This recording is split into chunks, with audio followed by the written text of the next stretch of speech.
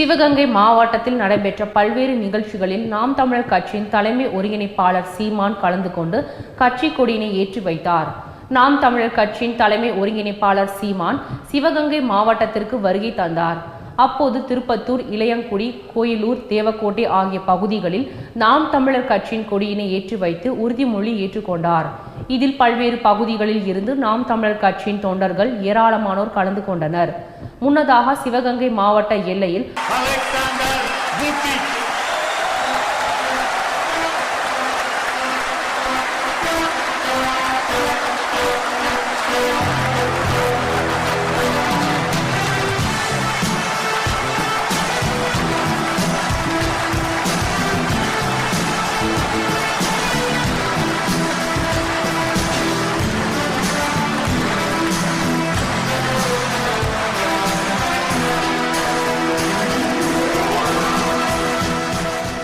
சிவகங்கை மாவட்டத்தில் நடைபெற்ற அமெரிக்காவில் பள்ளிக்கூடம் போகாதவங்க கூட அழகா ஆங்கிலம் பேசுறான்ல.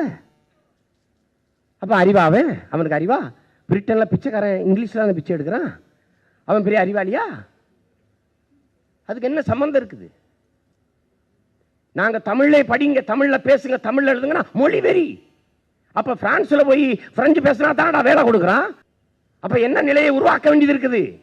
ஆங்கிலம் படித்தால் அமெரிக்காவில் வேலை, ஆங்கிலம் படித்தால் இங்கிலாந்தில் வேலை, இந்தி படித்தால் வட இந்தியாவில் வேலை, தமிழ் படித்தால் தான் தமிழ்நாட்டில் வேலை என்ற நிலையை உருவாக்க வேண்டியது. முதியோர் பூசாரிகள் அனைவருக்கும் ஓய்வூதியம் மற்றும் உதவித்தொகை கிடைக்க நடவடிக்கை எடுக்க வேண்டும் என்றும், தமிழக அரசு கட்டுப்பாட்டில் உள்ள 38,481 கோவில்களில் பூசாரிகள் சங்கம் சார்பில் மாவட்ட ஆட்சியர் அலுவலகம் முன்பு ஆர்ப்பாட்டம் நடைபெற்றது. இந்த ஆர்ப்பாட்டத்தில் 100க்கும் மேற்பட்டோர் கலந்து கொண்டனர். மீண்டும் தமிழன் தலைப்புச் செய்திகள்.